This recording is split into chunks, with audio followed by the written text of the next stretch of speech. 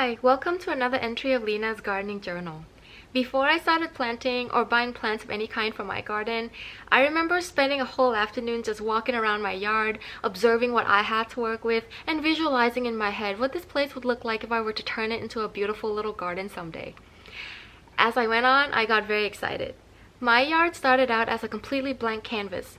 My husband and I were the first set of owners of this house, so everything was brand new, meaning that there was not a single tree or shrub in the ground.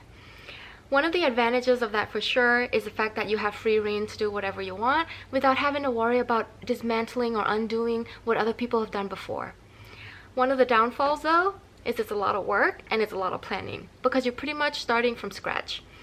The big question that faced me at the time was, where do I even begin? So I think it's very important to start talking earlier on about the first few steps or the first few things to consider before you start gardening. I am not a professional landscape designer, you guys. I'm far from it, as a matter of fact. Up until a couple of years ago, I knew next to nothing about plants, let alone how to use them in a landscape. So everything I've done and learned so far is through trial and error. I watch a lot of YouTube videos and I did a lot of Google searching.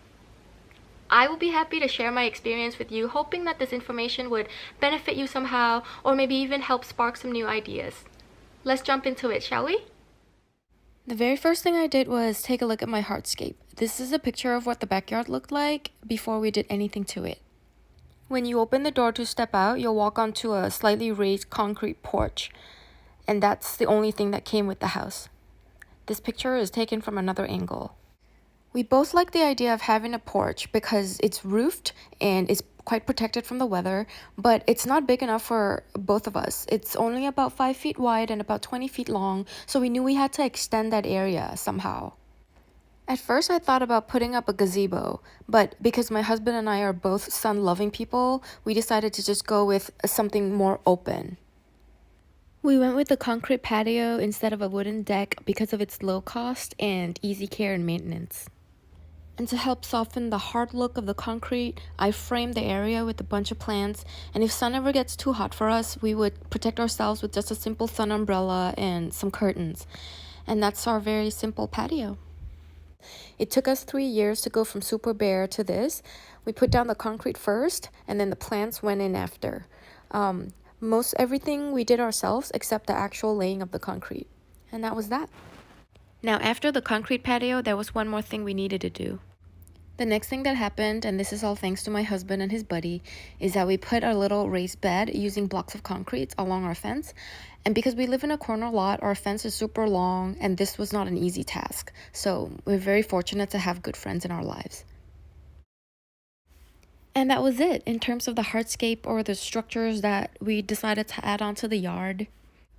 All of this hard work was done in 2016, but I didn't actually turn my backyard into a garden until the summer of 2019. I guess I spent the next 2 years just kind of sitting around and not knowing where to start. Anyway, it's August of 2021 right now, and this is what my raised garden bed looks like. I like looking at this much more than I used to like looking at my bare fence. Next up on my list is privacy in the yard. I think this is a problem that most cookie-cutter homes have in common. Even if you're so lucky to have the nicest neighbors like me, a little privacy is always appreciated. So this is what I had to work with. When I came out on the patio, looked to the left, this was what I saw. And then this was what I saw if I looked to the right. And in front of me is connected to my neighbor's, the side of my neighbor's house, and I have 2 smaller windows looking into the yard. So really not the most ideal situation at all, but we did like this house a lot because it was a corner lot and we need that extra space in the yard for our dogs. So this is what I did to kind of fix my view. I decided to use a bunch of trees. This is the Cape Harris magnolia, which is the smaller variety of the regular southern magnolia. This tree is going to grow to about 8 to 10, no more than 12 feet tall. It's evergreen.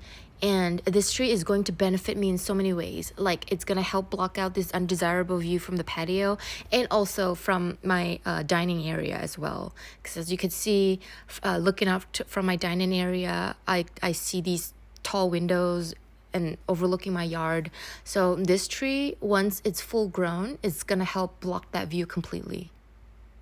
The biggest advantages of using a tree as a privacy screen is one, it's super beautiful, and two, it doesn't cost a lot. But you do have to be patient because it can take a couple of years for the tree to give its full effect.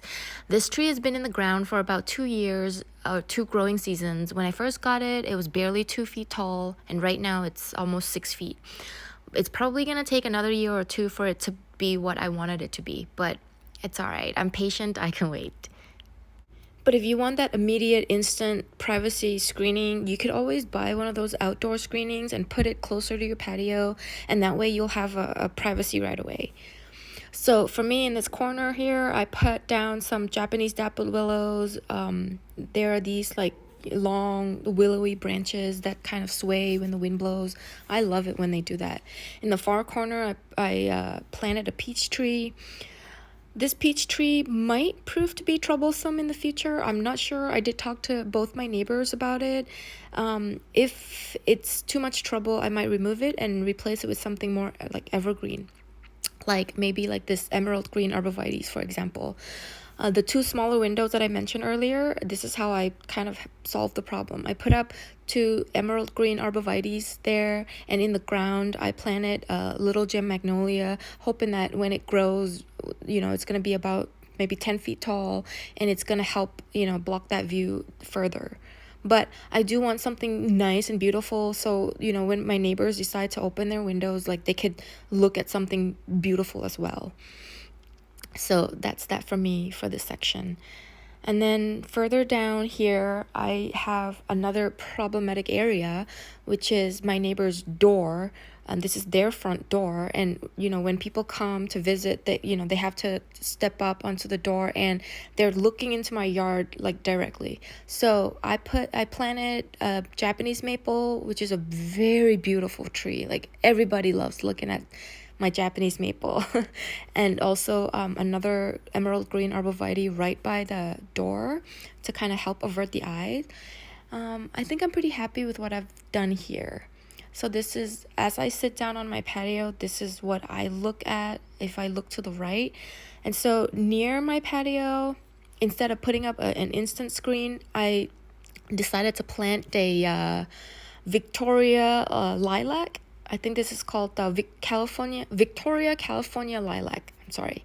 And this is an evergreen shrub that looks like this all year round. And when it flowers, it has this like beautiful long purple tubular purple flowers. It's so pretty. I'll insert a picture here in a second. Here it is in late spring. Oh, it's not a long tubular flowers like I mentioned. It's more of like a blue cotton balls on top of the branches. It's really beautiful though. I think I was thinking of the catmint that's right behind it. But yeah, this little hedge right here also gives me the privacy that I want from my patio. This is gonna grow to be about 5 to 6 feet, no more than that, and that's what I wanted here. And there's another one of my little gem magnolia. And only 6 feet away, I have another magnolia tree, but this one is a Susan or a Jane magnolia. And the Susan or Jane magnolia gives out these tulip looking flowers that are pink, and they come out in the spring and sometimes again in fall. I'm a big fan of magnolia trees, if you can't already tell. These 2 trees are planted only 6 feet apart. I was a little skeptical at first, but I saw my friend's full-size magnolia, and they're not a very big tree, so I think I might be okay there. But yeah, this tree, and along with my 2 apple trees in the background there, those will help me block out the windows from the back. And this is the other side of my L-shaped yard that I don't see very often, so I haven't done much to it other than maybe creating a hedge of hydrangeas along the side. But that's pretty much all I've done to help improve the view of my garden. Now I want to back up just for a second here because I feel like I've shown a lot of pictures and videos of what my garden looks like currently, but let's go back to 2017 before all this happened. So first I got all of my hardscaping out the way, and then for privacy I decided to use a bunch of trees to block out undesirable views. The next thing I did before I went out and bought a bunch of trees was amend the soil. This is probably the most crucial thing you can do to ensure that your garden will survive and thrive. I live in Zone 8 on the west coast of Washington State, and for some reason, we have a lot of rocks in our soil. Maybe it's the fact that we live close to a volcano. I'm not sure, don't quote me on this. But anyway, I spent the first full season of 2018 just digging and digging and digging, making sure I got all the big rocks out of my soil. And then I started adding compost to my soil. At first, I had to buy from big box stores, but later on, I got introduced to a friend who lives out in the country, and he has piles and piles of compost that he'd be happy to give away to whoever that wants it. So sometimes my husband and I would go out and pay a visit and just come back with bags of compost. There seems to be different schools of thoughts out there on soil amendments. Some say, hey, just use your natural soil, all the plants would be okay. Some say, hey, you need to add organic matter into your soil, or even go as far as testing your soil.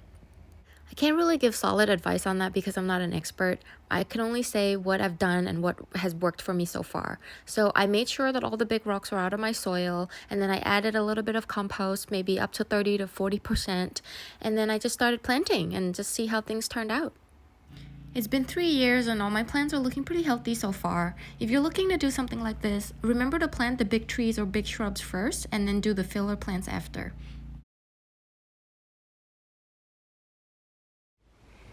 So that's it, you guys. Those were the first few things that I considered before I started out on my gardening project. Let's recap. First, you want to take a look at your structures, your hardscape. Things like a patio, a deck, or a gazebo. If you want to build these things, you should do that before you put plants in the ground. Because the plant's roots, once they get established, it's a little tricky to transplant them to a new location. Second, you want to check your views. See if you have tall doors or tall windows looking into your yard. And if you do, how will you go about blocking the view out? And third, you want to start thinking about amending your soil. This is very crucial to your plant's health. If you consider these things before you start gardening, this should guarantee the success of a beautiful garden. I hope you enjoyed our video today. Until next time, bye!